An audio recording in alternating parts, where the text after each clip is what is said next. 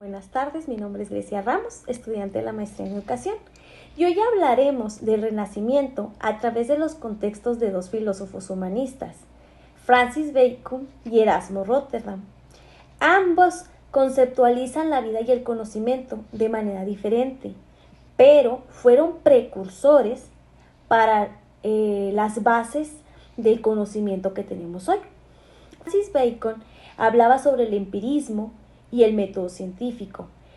Es decir, que a través del estudio de la naturaleza nosotros podemos conocer la verdad y no a base de una especulación de fe ciega que la religión en ese entonces imponía, donde pues el maestro era un guía espiritual y el alumno únicamente absorbía los conocimientos.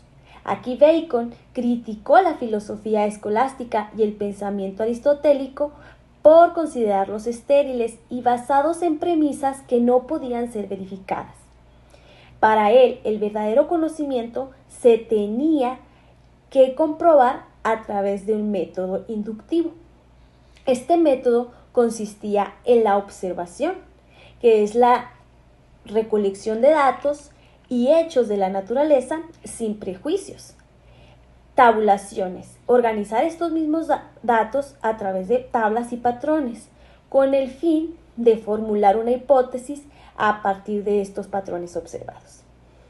Finalmente, se pone en práctica la experimentación, donde se someten las hipótesis a diferentes pruebas para confirmarlas o refutarlas.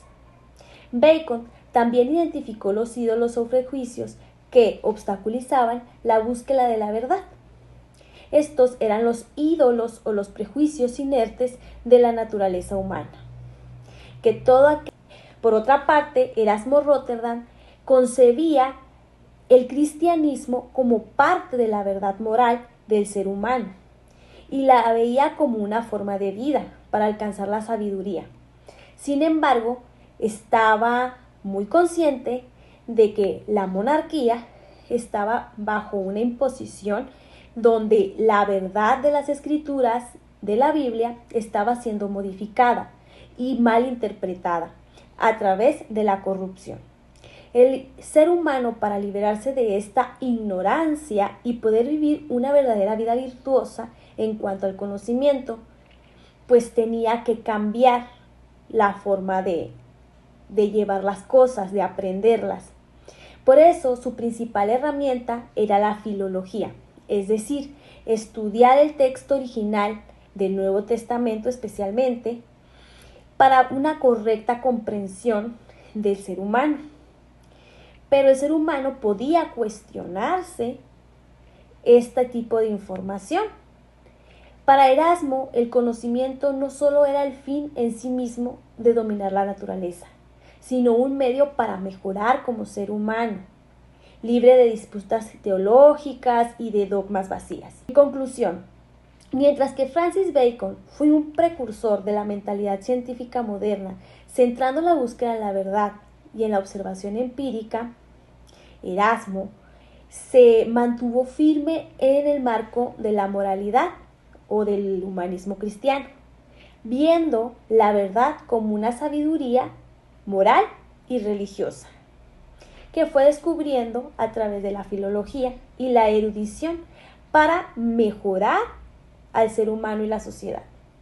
En resumen, Bacon rompió con ese camino que no dejaba llegar a la ciencia, mientras que Erasmo buscó en el pasado de las fuentes que ya conocía bíblicas algo clave para reformar el presente. El conocimiento al final que nos vienen a transmitir los dos es una corriente que se correlaciona porque logran que el ser humano recorra el descubrimiento de la verdad, se pregunte el sentido de su propia existencia, y esto formó base de la educación que hoy en día nosotros tenemos. ¿Cómo es que formó parte o cimiento de la educación que tenemos? Bueno, trayendo esos libros romanos y griegos de historia, filosofía, ciencias, lograron abrir más centros de estudio, y estos centros de estudio fueron laicos. La revolución científica y la invención de la imprenta también fueron resultado del estudio del ser humano y de cómo fue desarrollando su conocimiento. Ese legado sigue presente en la actualidad, a través del derecho a la educación universal. También la forma de que los docentes antes eran unos guías espirituales y los alumnos solamente absorbían el conocimiento tal cual se los daban.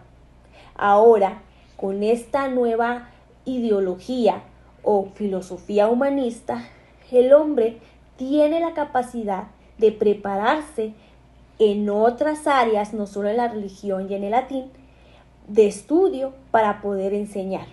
Y asimismo, el alumno es cuestionado sobre lo que está aprendiendo para que experimente, para que investigue y para que desarrolle más allá su conocimiento.